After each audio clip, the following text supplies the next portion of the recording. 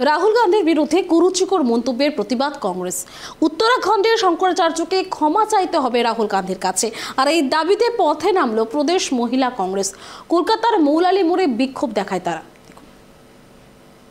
উত্তরাখণ্ডের একজন শঙ্করাচার্য বলেছেন যে রাহুল গান্ধীকে হিন্দু ধর্ম থেকে বহিষ্কার করতে হবে। কেন? রাহুল গান্ধী বলছে হাতরাসে যে আক্রান্ত সে লুকিয়ে রয়েছে, আর যারা আক্রমণ করেছিল তারা খোলা আকাশের নিচে ঘুরে বেড়াচ্ছে। এটাই কি মনুসংহিতার কথা? এটাই কি মনুসংহিতা? এই পথেই কি চলে? এইটা রাহুল গান্ধীর অপরাধ ছিল। ওই মনুসংহিতা শব্দটা, এরা মনে করে মনুসংহিতা এদের নিজস্ব সম্পত্তি, হিন্দু ধর্ম এদের নিজস্ব সম্পত্তি। তাই মনুসংহিতা শব্দটা ব্যবহার করার জন্য রাহুল গান্ধীকে নাকি তারা হিন্দু ধর্ম থেকে বহিষ্কার করে। এক মাসের তো সময়সীমা দেওয়া হয়েছে ক্ষমা চাওয়ার জন্য। কি বলবেন? এই যে কোনো ক্ষমা চাওয়ার প্রশ্নই নেই, ওরা ঠেকেদার নয় হিন্দু ধর্মের।